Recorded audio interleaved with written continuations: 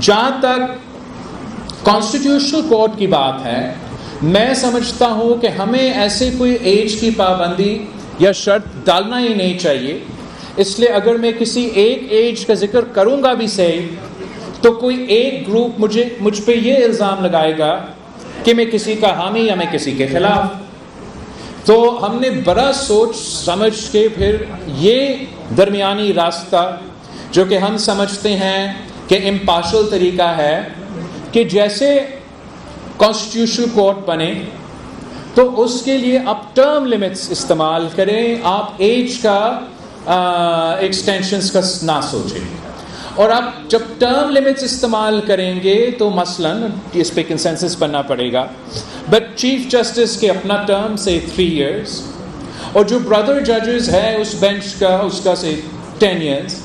تو جب 3 سال کا وہ اپنا چیف جسٹس شپ کو ختم کر دیں گے تو دوسرا صوبہ کا دوسرا جج آ کے چیف جسٹس بنیں گے.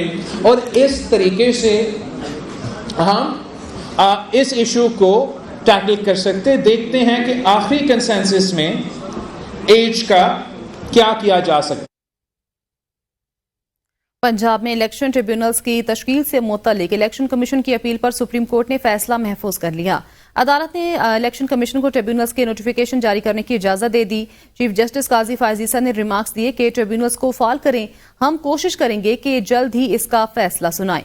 چیف جسٹس نے کہا کہ آئین کی کتاب موجود ہے لیکن کوئی پڑھنا گوارا نہیں کرتا. مزید تفصیلات کے لیے یہ رپورٹ دیکھیے.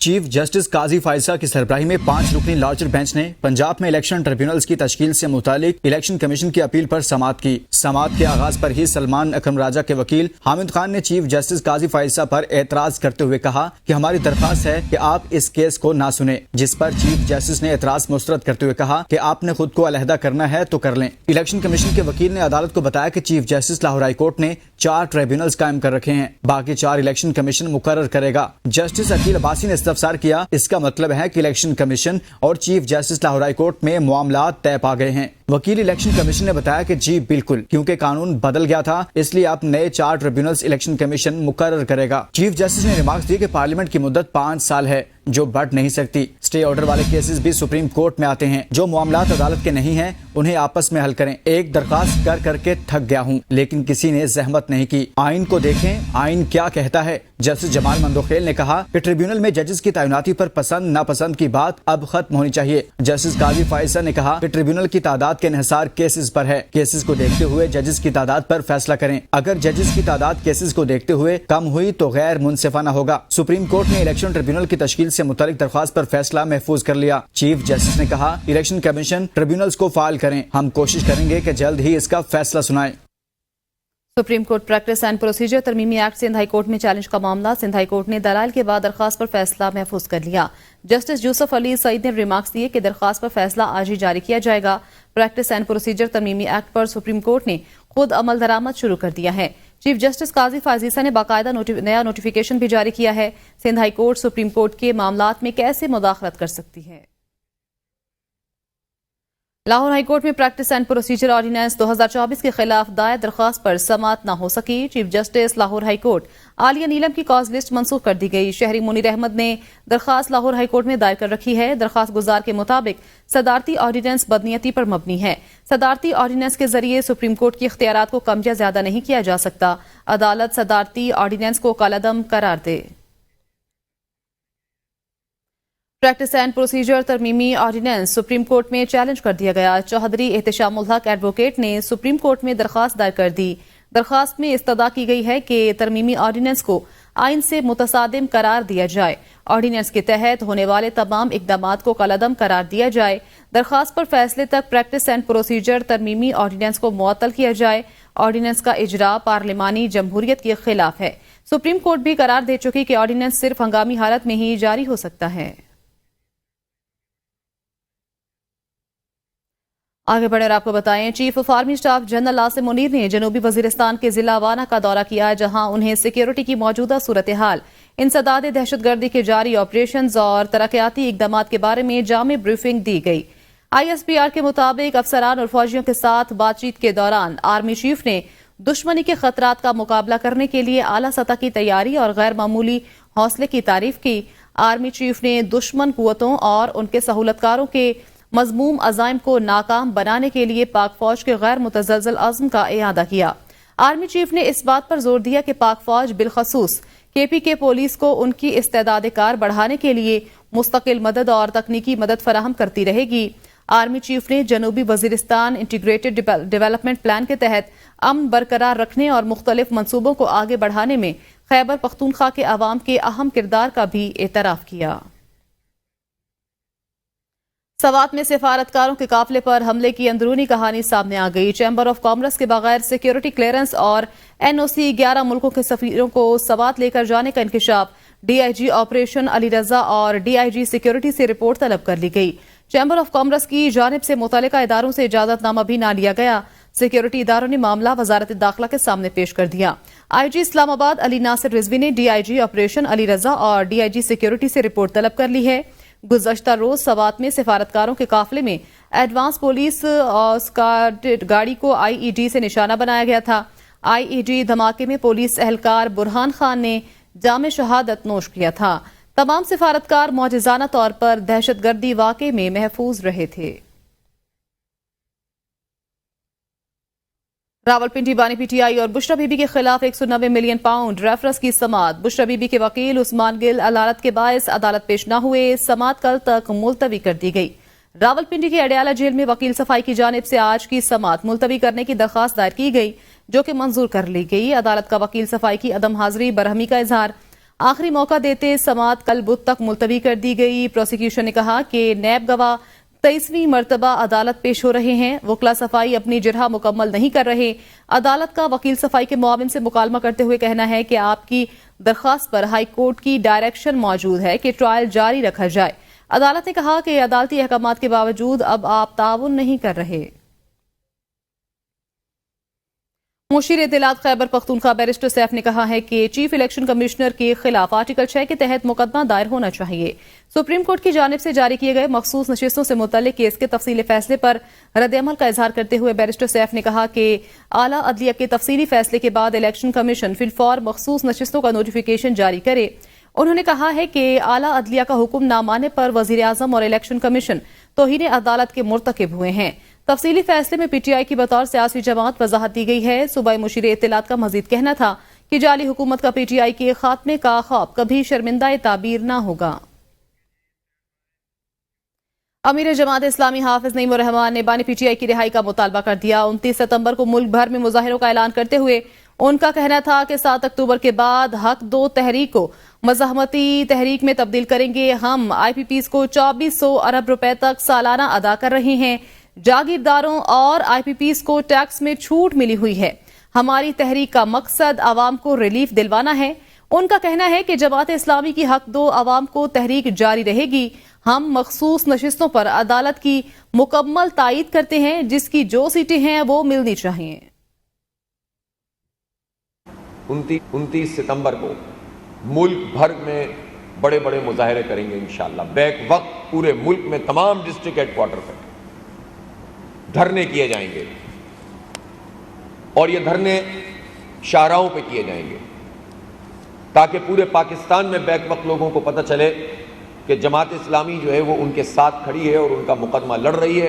یہ جو IPPs ہیں جنہیں ہم 2000 سے 2400 ارب روپے اب سالانہ ادا کر رہے ہیں، اس مد میں کہ جس میں ہم نے بجلی بنائی نہیں اور خرچ نہیں کی، اس کی قیمت پاکستانی قوم ادا کر رہی ہے۔ جسٹس سید منصور علی شاہ نے کہا ہے کہ ادارے صرف گفت و شنید اور رابطے کے ذریعے ترقی کر سکتے ہیں۔ ڈسٹرکٹ اینڈ سیشن ججز کو گفت و شنید، اشتراک اور دیکھ بھال کے کلچر کو فروغ دینا چاہیے۔ فاطمہ جناح ویمن یونیورسٹی کے شعبہ قانون اور فیڈرل جوڈیشل اکیڈمی اسلام آباد کے زیر اہتمام منعقدہ 2 روزہ ورکشاپ سے خطاب کرتے ہوئے جسٹس منصور علی شاہ نے کہا، مجھے نہیں لگتا ثالثی تنازعات حل کے بغیر ہم 24 لاکھ مقدمات سے چھٹکارا حاصل کر سکتے ہیں۔ ہمارا قانونی چارہ جوئی کرنے والا معاشرہ ہے، جس سے زیر التواء مقدمات کی تعداد میں اضافہ ہو رہا ہے۔ ہمارے پاس ان مقدمات کو نمٹانے کے لیے صرف 4000 ججز دستیاب ہیں۔ نئے مقدمات کی وجہ سے زیر التواء مقدمات کا بوجھ بڑھ رہا ہے۔ زیر التواء مقدمات ADR سینٹر میں منتقل کرنے کے لیے ضلعی سطح پر ADR سینٹر بنانا ہوں گے۔ صوبائی کابینہ نے پنجاب بھر میں 7,354 کالج ٹیچنگ انٹرنز کی بھرتی کی منظوری دے دی۔ وزیر اعلیٰ مریم نواز نے پنجاب بھر میں ہاؤسنگ کی جامع پالیسی بھی طلب کر لی۔ وزیر اعلیٰ پنجاب مریم نواز کی زیر صدارت صوبائی کابینہ کا 16واں اجلاس منعقد ہوا۔ کچے کے علاقے میں ڈیوٹی کرنے والے پولیس اہلکاروں کے لیے خصوصی الاؤنس کی منظوری دی گئی۔ وزیر اعلیٰ مریم نواز نے پنجاب بھر میں ورکنگ ویمن کے ہاسٹلز چارجز بڑھانے سے روک دیا۔ Endowment fund for writer welfare کے لیے 50 کروڑ روپے کے اجرا کی منظوری دی گئی۔ وزیر اعلیٰ مریم نواز نے بصارت سے محروم خصوصی افراد کے لیے ماہانہ پیکج پلان بھی طلب کر لیا۔ وزیر اعلیٰ خیبر پختونخوا علی امین گنڈاپور کی زیر صدارت محکمہ خوراک کا اجلاس ہوا۔ وفاقی حکومت کی جانب سے پاسکو کی تحلیل کے فیصلے پر غور کیا گیا۔ اجلاس میں پاسکو کی تحلیل کی صورت میں صوبائی حکومت کے ویٹ سٹوریج کی استعداد کو بڑھانے کا فیصلہ کیا گیا۔ پاسکو کے بقایا جات کی ادائیگیوں سے متعلق امور پر بھی گفتگو کی گئی۔ گندم کی خریداری، نقل و حمل اور سٹوریج سے متعلق معاملات کو ڈیجیٹائز کرنے کا بھی فیصلہ کیا گیا۔ فاروق ستار کی زیر صدارت قومی اسمبلی کی نجکاری کمیٹی کا اجلاس۔ چیئرمین پی آئی اے کہتے ہیں نجکاری کے باوجود پی آئی اے کا نام تبدیل نہیں کیا جائے گا۔ چیئرمین نجکاری کمیٹی فاروق ستار کے مطابق 1 اکتوبر کو پی آئی اے کی نجکاری کی بولی ہونے جا رہی ہے۔ سیکرٹری نجکاری کمیشن کا کہنا ہے کہ ہماری شرط ہے کہ 3 سالوں میں فلیٹ 18 سے 45% بڑھایا جائے گا۔ موجودہ ملازمین کی 35 ارب روپے پینشن پی آئی اے کے ساتھ جائیں گی۔ حکومت کی اجازت کے بغیر روٹ فروخت نہیں کی جا سکیں گے۔ پی آئی اے کے ملازمین کو ملازمت پر 2 سے 3 سال برقرار رکھا جائے گا۔ حکومت نے 800 ارب میں سے 600 ارب روپے کے واجبات اپنے ذمہ لے لیے ہیں۔ نجکاری کے بعد پی آئی اے جہازوں میں وائی فائی کی سہولت موجود ہوگی۔ آئی پی پیز معاہدوں میں بہتری آ سکتی ہے۔ زیادہ شرح سود، روپے کی قدر میں کمی سے بجلی مہنگی ہوگی۔ گوہر اعجاز دیگر لوگوں کی باتوں سے پہلے ہر پلانٹ کی اسسمنٹ شروع کی۔ وزیر توانائی اویس لغاری کا کہنا ہے کہ ہم نے 5 پلانٹ کے مالکان سے بات چیت شروع کی۔ ہم نے کہا سسٹم غیر مستحکم ہو گیا۔ مالکان نے کہا بالکل ٹھیک ہے، سسٹم غیر مستحکم ہے۔ ہم فورینزک آڈٹ کا حق رکھتے ہیں۔ جہاں ضرورت ہوگی فورینزک آڈٹ کریں گے۔ ہمیں فورینزک آڈٹ کرنے سے کوئی نہیں روک سکتا۔ پاور سیکٹر میں اصلاحات سے بہتری آئے گی۔ جولائی، اگست اور ستمبر میں ڈسٹریبیوشن کے نقصانات کم ہوئے ہیں۔ گزشتہ 6 ماہ میں نجکاری کے حوالے سے بہت کام ہوا ہے۔ اگلے سال تک 3 ڈسکوز کی نجکاری ہو جائے گی۔ کراچی کے علاقہ 3 ہٹی نفیس آباد میں بجلی کی عدم فراہمی کا معاملہ ہے۔ مظاہرین نے کہ الیکٹرک کے عملے کو پکڑ کر دکان میں بند کر دیا۔ کہ الیکٹرک کے عملے کو دکان میں بند کرنے کی ویڈیو سامنے آ گئی کہ الیکٹرک کی گاڑی بھی علاقے میں کھڑی ہے۔ مظاہرین کا کہنا ہے 2 روز سے علاقے کی بجلی بند ہے۔ احتجاج میں خواتین اور بچوں کی بھی بڑی تعداد موجود ہے۔ کراچی کورنگی پولیس مقابلے میں گرفتار زخمی ملزمان پولیس کو انتہائی مطلوب اور عادی جرائم پیشہ نکلے۔ ملزمان کچھ روز قبل پولیس اہلکار سکلین کو فائرنگ سے زخمی کر کے فرار ہوئے تھے۔ ایس ایس پی کورنگی توحید الرحمان کے مطابق تھانہ کورنگی پولیس کے اہلکاروں اور ملزمان کے درمیان 2 طرفہ فائرنگ کا تبادلہ ہوا تھا۔ کورنگی پولیس نے ملزمان کا سابقہ کرمنل ریکارڈ بھی حاصل کر لیا۔ ملزمان پر 9 سے زائد ناجائز اسلحہ، ڈکیتی اور موبائل فون چھینے کے مقدمات درج ہیں۔ گرفتار زخمی ملزمان سے اسٹریٹ کرائم کی متعدد وارداتوں کا انکشاف بھی ہوا ہے۔ ملزمان صنعتی area, Korangi link road, Zia colony اور غریب نواز کے علاقے میں وارداتیں کرتے تھے۔ اسلام آباد پولیس افسران کو پیش کی اجازت کے بغیر سرکاری بیان دینے سے روک دیا گیا۔ آفس میمورنڈم کے مطابق عوامی فورمز پر گفتگو، پرنٹ میڈیا میں مضامین یا سوشل میڈیا پر رائے نہیں دے سکتے۔ آفس میمورنڈم کے مطابق سرکاری عمارتوں اور گاڑیوں یا پولیس کی وردی میں ویڈیوز اور تصاویر پر پابندی ہے۔ کسی قسم کی خفیہ یا سرکاری دستاویزات، تصاویر کو سوشل میڈیا پر اپلوڈ نہیں کیا جا سکتا۔ پولیس افسران کسی بھی میڈیا پلیٹ فارم پر ذاتی، سیاسی یا مذہبی خیالات کا اشتراک نہیں کر سکتے۔ پولیس کی سرگرمیوں سے متعلق بیانات صرف پبلک ریلیشن برانچ کے سی پی او کے ذریعے چلائے جانے کی ہدایت کی گئی ہے۔ خلاف ورزی کی صورت میں قواعد کے مطابق سخت محکمہ کارروائی کی جائے گی۔ پاکستان کے معروف مصور منصور احمد راہی کی اہلیہ ہاجرہ راہی نے شوہر کی 1 ارب روپے سے زائد مالیت کی پینٹنگز کی چوری کا الزام اپنے ہی بیٹے دانش پر عائد کرتے ہوئے بیٹے کے خلاف مقدمہ درج کرا دیا۔ واقعے کی تفصیلات بتا رہی ہیں زاہدہ راؤ اپنی اس رپورٹ میں۔ मारूफ मुसव्विर मंसूर राही की जिंदगी भर की जमा पूंजी जो पेंटिंग्स की सूरत में थी, मुबैना तौर पर नाहलफ बेटे ने चोरी कर ली थी। अपने ही बेटे के खिलाफ मुकदमा दर्ज कराते हुए मरहूम मुसव्विर की अहलिया हाजरा राही ने इल्जाम लगाया कि इस साल जनवरी में इनका बेटा एक दोस्त और दीगर 4-5 नामालूम अफराद के हमरा घर आया और कीमती पेंटिंग्स लेकर चला गया। जगह रिकॉर्डिंग है, रिकॉर्डिंग में भी वो उन्होंने कहा है कि मेरी पेंटिंग है वापस कर दो, और उसके बाद आखिरकार उन्होंने ज़िंदगी से हार गए और वो उनका इंतकाल हो गया। हाजरा राही को एक सदमा शोहर की जुदाई का है तो दूसरा उनके हाथों के बने बेशकीमत फनपारों की बेकदरी का, जिन्हें इनका अपना ही बेटा औने पौने दामों फरोख्त कर रहा है। मंसूर राही की बेटी के मुताबिक भाई दानिश ने वालिद की तदफीन को भी मुतनाज़े बनाया। कब्रिस्तान में दफन करने की बजाय मरी में घर के सहन में ही दफन कर दिया। मारूफ मुसव्विर मंसूर राही अपने आखिरी अय्याम में भी अपने फनपारों का जिक्र करते करते रवां बरस मई के महीने में दुनिया फानी से कूच कर गए थे। जो उनके मास्टर पीसेस होते थे, उनको इतनी मोहब्बत थी उससे कि वो उसको बेचना भी नहीं चाहते थे, और वो काफ़ी चाहते थे कि अगली कई जनरेशन्स तक लोग आएं और उनके इन फनपारों को देखें। अहले खाना ने हुकूमत से अपील की है कि बेटे से पेंटिंग्स वापस दिलवाई जाए, जो न सिर्फ इनके लिए मरहूम मुसव्विर की एक निशानी है बल्कि एक आर्टिस्ट की कौम के लिए भी अमानत है। कैमरामैन कमर शहजाद के साथ जाहिदा राव, ABN न्यूज़, इस्लामाबाद। रावलपिंडी शहर के अस्पतालों में डेंगू से मुतासर मरीजों की तादाद में इजाफे के बाद इंतजामिया डेंगू खात्मे के लिए मुतहरिक। कैंट बोर्ड, हेल्थ डिपार्टमेंट और अंजुमन ताजरान गवाल मंडी की जानिब से शहरियों और कारोबारी हलकों में डेंगू से बचाव की एहतियाती तदबीर के हवाले से मार्च का एहतमाम किया गया। मजीद भी देखते हैं रावलपिंडी से अदील अशरफ की ये रिपोर्ट। डेंगू वो जानलेवा मर्ज जिसमें हर साल मुल्क भर के दीगर शहरों से केसेस और अमवात कसीर तादाद में रिपोर्ट होते हैं। रावलपिंडी शहर के सरकारी और निजी अस्पतालों में भी एहतियाती तदाबीर न अपनाने पर ऐसे मरीजों में रोज बरोज इजाफा होता दिखाई देता है। इसी वजह से डेंगू के मुकम्मल खात्मे के लिए cantt board Rawalpindi, health department और अंजुमन ताजरान गवाल मंडी ने मिलकर इसके खात्मे पर जोर देते हुए लोगों में आगाही के लिए मार्च का एहतमाम किया, ताकि लोग इस जानलेवा और मोहलिक मर्ज को मात देकर सेहतमंद जिंदगी गुजार सकें।